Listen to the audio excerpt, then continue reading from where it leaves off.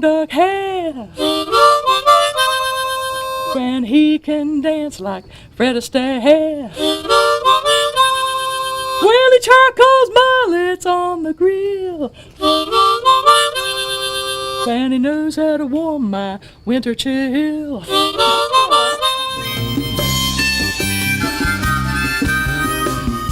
Carteret County folklorist and singer Connie Mason had arranged a charcoal mullet feast on the shores of the Straits near Harker's Island. Most coastal visitors miss out on the local delicacy of charcoal jumping mullet, a species many recreational fishermen regard as bait for more highly regarded fish, although mullet are known for having tasty roe harvested during the fall. Brian Blake of Gloucester is a boat builder, musician, and veteran charcoal mullet cook. The charcoaling mullets are in the fall, generally. They're catching roe mullet. They're not really catching them for the meat, they're catching them for the roe. And that's why we charcoal the mullets, because they slice the roe out and then everybody's pretty much giving the meat away.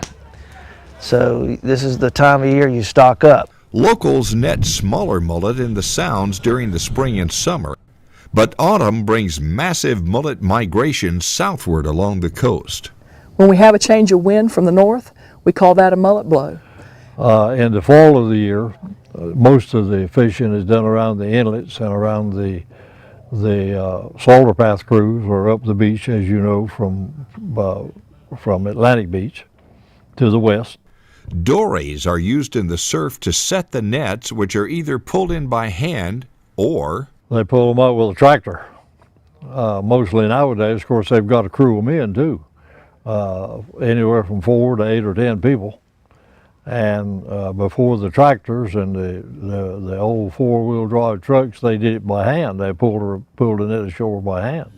During the mullet blows, thousands upon thousands of mullet were once netted, with the fishermen staying in seaside camps. We sold mullet, from Morehead City on the train in the refrigerated cars that went to Goldsboro, and they sold the mullet right out of the car.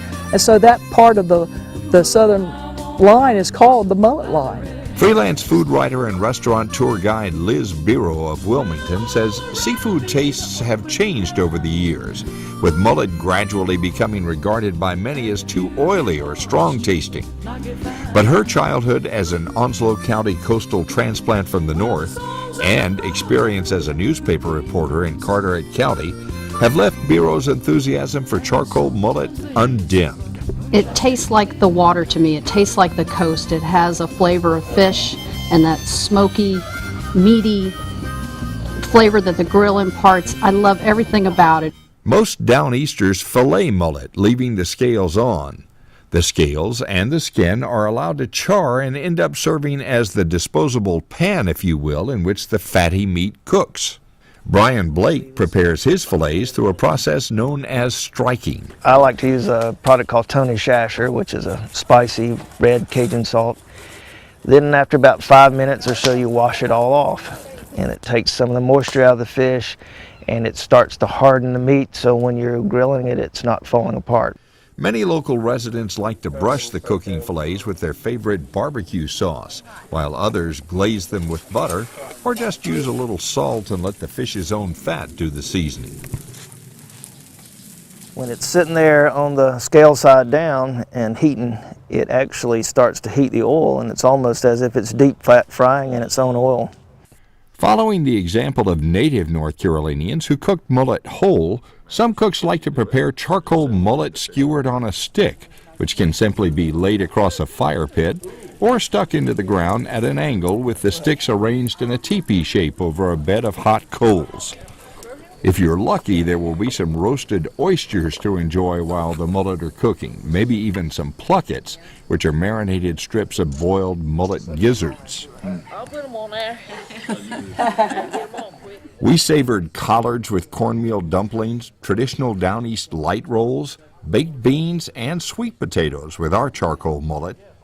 You know, Brian talked about this fish being kind of hardened up. He did that with striking it with the spices and the salt, and then he really let it cook for a good long while. So that is a firm fish. But I think that's part of the deal here. You want that to be very firm. It is cooked in its own container with the skin and the scales there. So there's lots of fat in there, and that's worked its way through the meat. Croakers, spots, mullet, these were our favorite fish. Bluefish, things that people don't eat now, that's what we were eating. I mean, we liked the flavor of fish, and we liked, especially when you put fish on the grill like this, and it has that nice bit of fat in it, and that fat melts down onto the coals, and that smoke comes up and flavors the fish. In the case of the whole charcoal mullet on a stick, again, the scales and skin become very charred, but the meat inside is moist and flavorful. The way people down east prepared their seafood, very simply, you know, on a grill like the fish we're eating here, or baked in the oven with potatoes and onions. Nothing elaborate, because they wanted to be able to taste the seafood. It was very specialized. I just heard a woman talking about eating fish 5 days a week. That's how they grew up. That's what they did. And so growing up here, you really feel it. We tell people we're eating mullet, they say, why, you know? But it's so much part of our culture. The mullet is big in Carteret County. Well, it charcoals mullet on